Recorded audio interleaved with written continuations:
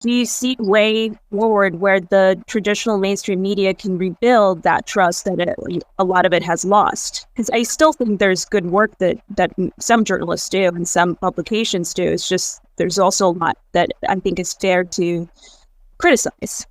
Well, I think actually that the legacy media, I think it's correct to refer them as legacy media, is really an inefficient way of humanity learning what is going on. It's an old technology that was necessary before you had the internet, but it is, I think, fundamentally inefficient and inferior to simply everyone voicing their opinion and the most interesting opinions being surfaced. If you think, just if you say like, just model how does the media work? There's a small number of prominent publications that write a small number of articles. They write articles about areas that they don't actually understand and where they're often not there. Or they were usually not there, but it's a field they don't understand. So even in a best case scenario, you've got someone who, this is assuming that the journalist is doing their absolute best to write an accurate article about something. They're still not an expert in the field, and they're still, in vast majority of cases, weren't actually there. So the best case of that article is really going to be pretty bad. That's why, if you really want to understand like how accurate is any given article, well, when you see an article that you actually understand the field, when you know what actually happened, how accurate is that article? It's usually, you read it and say, that's actually not at all what happened. That's usually how it goes. Well, that's true for all the articles. It's not just true for the things that you're an expert in. It's true for all the articles. If instead we have a vastly larger number of people who are expert in their field, who were there or literally are there right now, you've got, 100 or 1,000 or 10,000 times more sources of information. The sources of information are going to be more accurate because they're experts in the field or are literally there. And it's just, it's really not something that legacy media can compete with. Just think of like legacy media is like the fax machine or like writing letters, like with a pen and paper, compared to the internet. Like how many people used to communicate by writing letters because that was the only technology available at the time. So they'd write letters, and back in the day it was with a quill, quite difficult to write a letter with a quill. And then you'd have a very slow, often your mail would get lost. But this is literally how the world communicated. It was like writing a letter that would have to be then carried by someone on a horse from one person to another. In the old days, when they would declare war, half the country wouldn't even know that war had been declared because they didn't get the mail. So, and even in the U.S. Civil War, there were battles that took place well after there was a peace deal signed because they actually didn't know that a peace deal had been signed. In fact, one of the last battles of the Civil War, I think maybe the last, was right near our Starbase launch site in South Texas. And they fought a battle because they didn't realize that the sides had actually declared peace. So that's kind of what you have with some version of that with the legacy media. I would challenge one thing, though. Speed is not always, I think, king. I mean, obviously, you want breaking news to happen quickly, and it's important when it does. But and I think AI is going to help to some extent, but the reporting on the ground is really important. But when you go at a really high speed, you also have more chances of getting something wrong, right?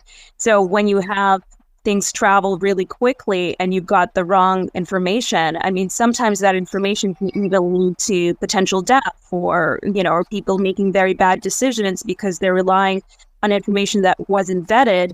And even with journalists, right? Like you see that happening. It might see a source for a story and then they'll copy it, and there's broken telephone going around, and because it's traveling too fast and people are trying to get it out too fast and they haven't properly verified the information.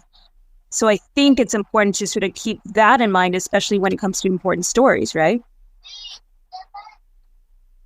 Yeah, well, I mean, the media is the legacy media has a shrinking pie problem where the revenue is decreasing, views are decreasing. So they're actually desperate to get news out first.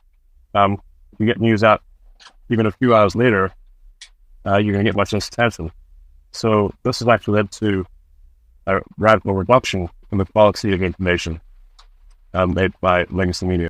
But for legacy media, the ability to actually correct things is basically zero. They can technically run a retraction, a week later that nobody reads.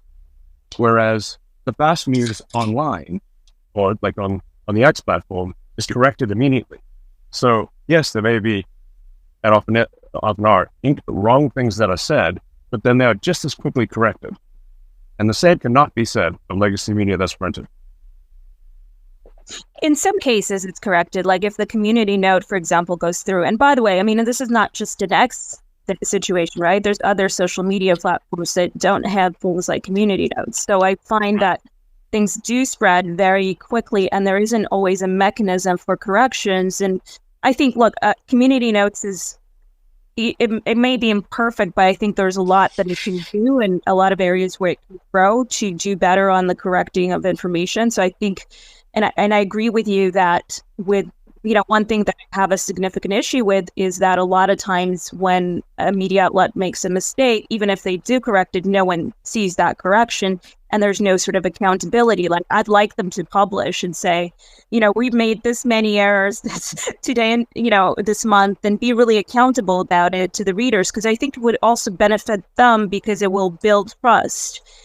Do you see a world where, you take, like, one thing that I've really enjoyed on X and other social, well, X, because that's really the dominant platform for me, but when there is breaking news of some sort, you can get like really interesting people breaking it down. So you might have somebody who has expertise in a particular area or maybe lives in a particular region, and it gives me this kind of enhanced idea of what's going on in the news. So to me, I see it as something that the citizen journalism aspect of it or the community aspect of it is something that to me seems like a great potential enhancement to traditional media.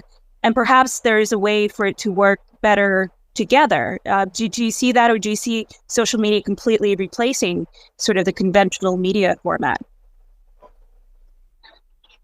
Well, in a bit of what I think, what has actually happened and will happen increasingly over time is it's sort of like trying to argue that people should go from having email back to writing letters and mailing physical letters. It's simply not going to happen. So it's not even whether I want this or not. I'm simply describing that legacy media is a legacy. It's an inefficient and very slow means of disseminating information. And civilization is kind of a group mind for humanity. The efficiency of each person is kind of like a neuron in a giant brain, and the effectiveness of that brain is going to be a function of how well those neurons fire, how quickly they fire, how quickly information goes around and is corrected. And I think legacy media can no more compete with internet media than written letters can compete with email. That's simply just a fact. It doesn't mean that nobody writes letters anymore. There are some letters written, but they are niche, and legacy media is niche, and will become even more niche. That's just a statement of fact. It's whether I want it to be true or not. I understand what you're saying. I feel as though there's certain things that media institutions do better than, for example, if somebody's just on social media, and some people are spectacular, right? Some people produce incredible content. They take hundreds of hours to do it. So there's always exceptions. But if you wanted to report on a story, like I know as a journalist, it takes me a very long time, basically in proportion to how much I'm paid for a story, it sort of gives me an ability to spend more time researching it, speaking to more sources, really going to the places. So there's certain kinds of journalism where it's like, say, investigative pieces that I think you have a higher chance of getting a really good story that, a publication might invest in, just kind of like a movie studio invests in Oscar kind of bait movies, even though it's not a money leader for them, right? Because they want that sort of reputational, they want to have that reputation for good movies, same as they want reputation for good journalism. And I don't know how that would translate to social media for where people don't necessarily have those kinds of resources, including just time. Well, if somebody is actually an expert in a field, or literally was there, it takes very little effort for them to actually describe the situation. It's much harder for someone who wasn't there or is not an expert in the field to attempt to become at least a slight expert in the field, or interview a whole bunch of people who were there. That what I'm saying is that is no longer necessary. You can now hear directly from world-class experts, as on X, you can hear directly from the best AI scientists and engineers in the world, directly from them, immediately. But that information, and in some ways it's good, that information isn't filtered, it's uncensored.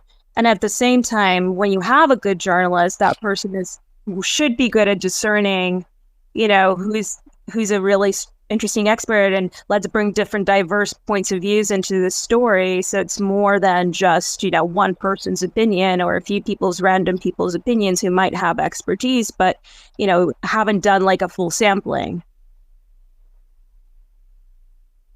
Well, like I said, I think the debate is somewhat moot, because what I'm describing is simply what is happening, and whether one likes it or not. So, like I said, legacy media is like the written letter, like mailing letters written with a quill or pen or something, versus email.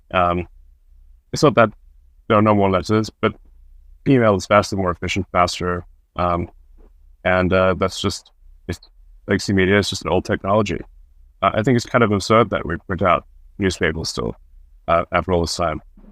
And my son Saxon, he was having some profound observations in the world, was sort of walking through the airport and saw, it was a Wall Street Journal or something, that had that day's date printed on it. And he was like, wow, how did they know it was today?